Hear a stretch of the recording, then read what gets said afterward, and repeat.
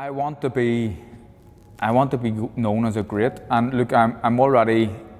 If you'd have granted me a wish at the start of my professional career and said you're going to win a world title, but you're going to lose it in your first defence, I think I'd have taken that at the very start of my professional career. So I've went on to do more than I ever could have imagined at the very start, but I still know there's more.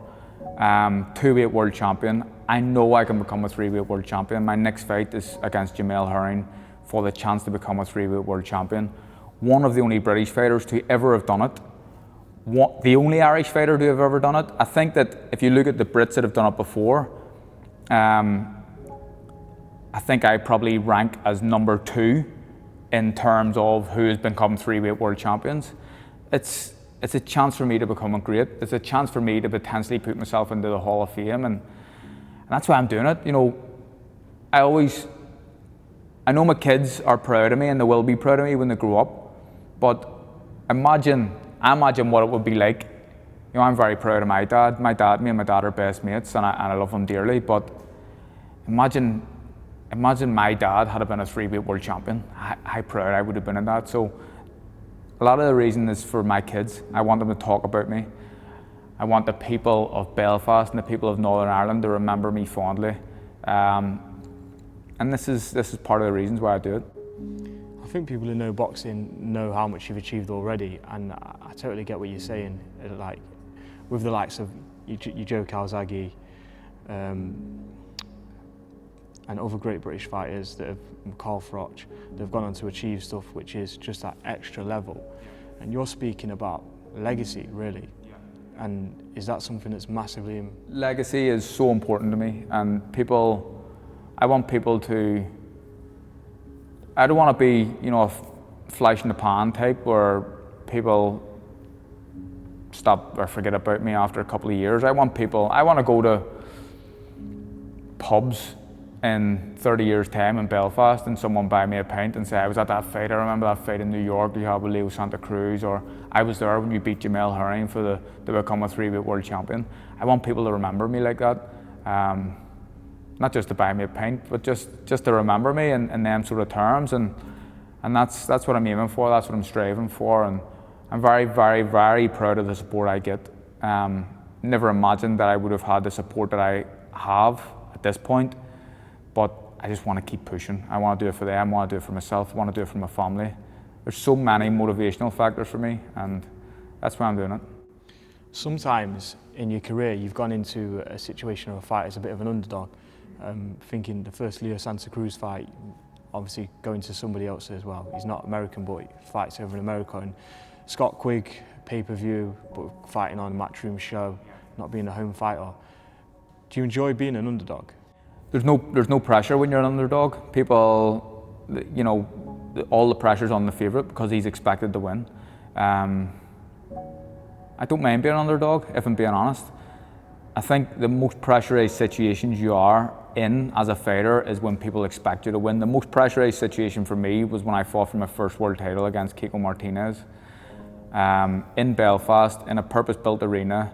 I could see from the ring, it was outdoors, 16,000 people. I could see Tigers Bay in the distance from the ring. It was the perfect venue. I'd already beaten Kiko for a European title. I'd stopped him in the 9th round. And people look at that and think, well, he's knocked him out in the 9th round, he's definitely going to beat him this time. But Kiko had went on and won a world title after I'd beat him. He had momentum on his side.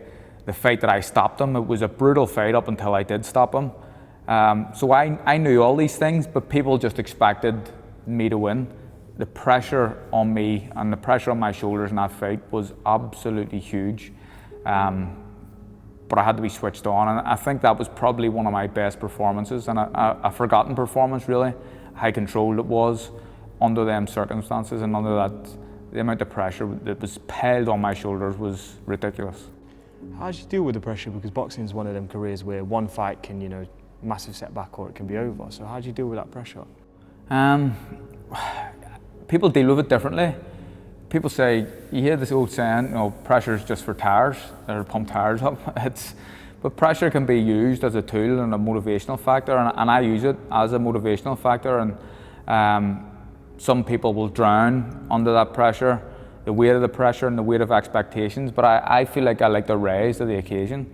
And some of them pressurized situations that I've been in, I think have been some of my better performances. So I don't know how I cope with it. I really don't know. I'm always focused on the opponent. I'm focused on the fight. I was out running last night, and I decided last night I wasn't going to listen to music, because when I don't listen to music, I can think about the opponent that I've got to fight next, Jamel Herring. So I'm going through in my head shots that I think are going to work. I'm playing out how I think I'm going to get rid of this guy. I'm playing out different scenarios in the fight. I don't know if everybody does stuff like that, but that's something that I do, and it helps me cope with everything that comes with being under pressure in these situations. It sounds like you're talking a bit about visualization. So before you've gone into the ring, you're living the moment in your head, and you're playing it out. When you won your first world title, to drag you through that fight, did you visualize the end of it, or? Yeah, loads of visualization, and visualized certain shots and certain scenarios that I thought were going to happen in the fight and crop up. Visualized having my hand raised at the end. There was a guy, when I was an Irish amateur boxer, a guy called Jerry Hussey, sports psychologist, used to talk to us, and he was big into visualization and talking about that. And I always enjoyed his chats, and I always enjoyed the sports psychology side of things. But when we spoke to Jerry Hussey, I was with an Irish squad. There was maybe 10 other lads around. Some of them didn't really take it that serious. It was always messing about. I was always trying to listen and take it in, but it wasn't that serious because there were so many people around. But it was always something that I remembered from my high performance days as an amateur. Visualization is a key. You hear top sportsmen talking about it all the time, but it's something that I do. I done it last night on the run, and I'm sure I'll do it plenty of other times before this fight happens. I think for the average person, the most normal person would think, in terms of their visualization, somebody says they're going to throw you in a ring, you're going to have a boxing fight. People start visualizing the negative side of it, the pain, the fear, the losing, the loss. Has there been any time in your career where them darts have creeped into your mind? You have constant battles with your own head all the time, and when you start doing that, of course these things creep into your head too, but it's about trying to get them out as soon as possible. People have doubts. Everyone has doubts, and doubts creep in at certain times, but it's about what you do with that doubt, and you try to deal with it rationally. You try to think about it, and when I visualize things, when the doubts start creeping in, I try to get back to thinking of the positive things. And how can you do something if you can't actually visualize doing it in your head? How can you throw a certain combination if you can't actually visualize that happening in a fight scenario?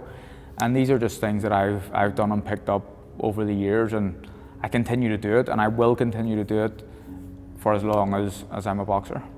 I suppose you could apply that to any point of life. If it's the job that you want, or the partner that you want to get, if you can't see yourself with that person, then what's the realistic chances of you actually actioning it and doing it? Absolutely, and yeah, like you said, it can be applied in everyday life, really. If you have a goal to set, you must visualize that and to get to that end target. And it's what I do in boxing. It's what I will do as a boxer, but I don't know what I'm going to do after boxing, but I'm sure it's going to be a tool that I use in the future as well. You spoke about sacrifice. I know you used that word maybe a couple of minutes ago, and sacrifices that you have to make. What are some of the sacrifices you've had to make to get to where you've Sacrifices I've made. I've made so many sacrifices. Obviously, as a boxer, I go into training camps. I spend so much time away from my family. I've missed a large portion of my two kids growing up. I've missed a large portion of their lives because I've been away, and that's something that hurts me, and it's something that I feel strongly about.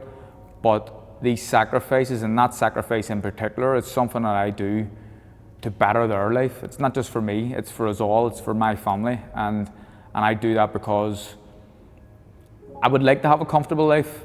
I would like my kids to have a comfortable life. I would like their kids to have a comfortable life.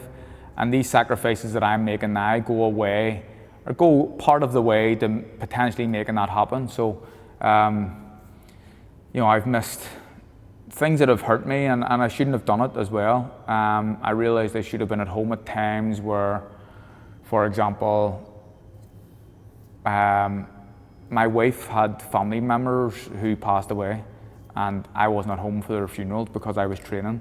And that's the selfishness of boxing.